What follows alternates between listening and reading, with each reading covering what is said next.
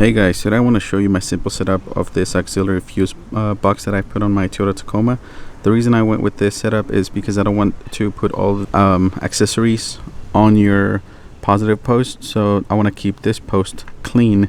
As you can see, the only thing that's connected to the battery or the terminal is this 4 gauge positive wire that's connected to this circuit breaker. This circuit breaker is a Bussmann 50 amp, I think it's a bus bus 50 amp circuit breaker, which this is then connected to this blue C fuse block. And the reason I went with this setup is because, like I said, I can hook up to 6 accessories. Now you can get this kit on Amazon for that can hold twice as much, or maybe just 4. That doesn't include all of this other stuff in here. So on this side, so let's start with the battery. This is a 4 gauge battery cable, or just high performance, if you want to call it high performance. But this is a 4 gauge cable that's crimped on either end. I forgot what the size. I think it's 1/4 inch size hole. It's then connected to this circuit breaker.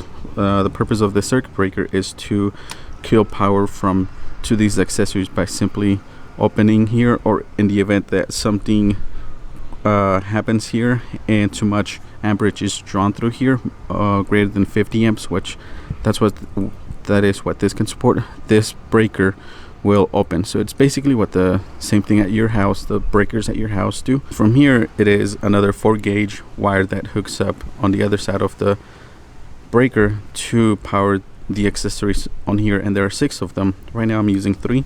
One of them, this first one, is for my underhood LED light, which is right there.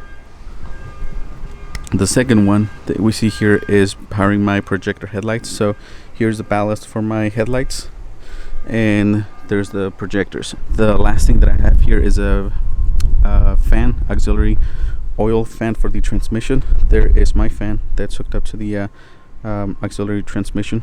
So by doing this, you keep your positive terminal clean. There's not a lot of wires, just only one main wire running here. So this is connected from here to here, and then here to the circuit breaker, which you can complete the circuit by closing this. Now you have power flowing to this.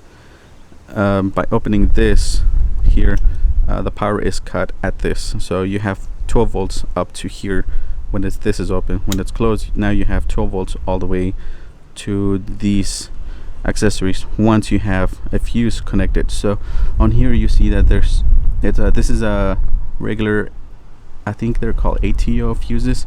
So if I were to measure the voltage on here, there would read 0 because there's no fuse inserted here. We would be able to read 12 volts across these 3 terminals. The other thing that I did was, this kit comes with a negative terminal side, so I did ground this to the firewall. I guess I could have hooked it up to a negative or an engine block, but this was the closest that I could find. So I ended up crimping all of these terminals with a hammer type crimper.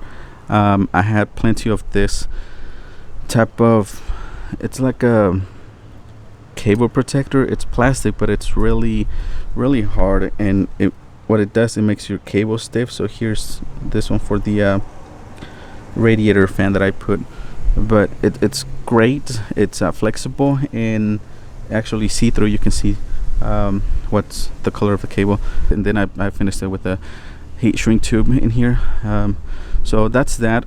Now when you're adding accessories, I suggest you put relays.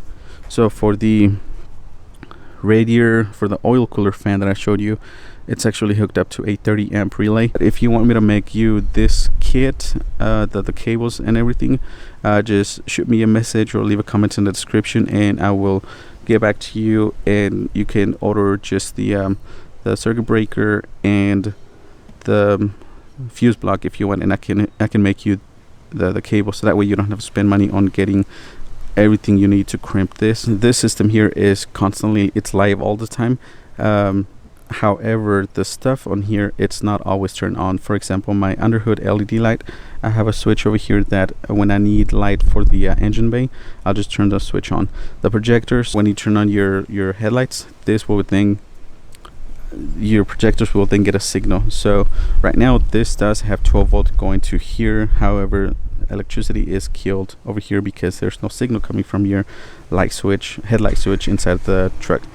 This fan over here that I showed you, which is this relay, right now it has power up to the relay over here because I have a switch inside of the cab that whenever I need to cool the oil, I will then turn on that switch to complete the circuit inside this relay. So if you don't want to have the system on all the time, what you can do is get a 100 amp relay, and it looks similar to this. However, it's bigger. What you do is hook up a relay going from the battery out to the relay, put it somewhere here or wherever, but anyways, the relay would connect to this side. So just imagine this cable not being connected to here. You would connect this cable to one side of the relay, and then the other side of the relay would then connect to here. And then just like this relay, you would need a 12 volt source to complete the circuit from the battery to here, and only come on whenever the engine is on or the key is set to, the ignition is set to on.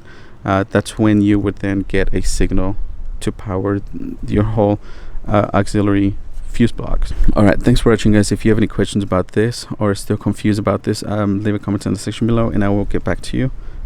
Thanks for watching. See you next time.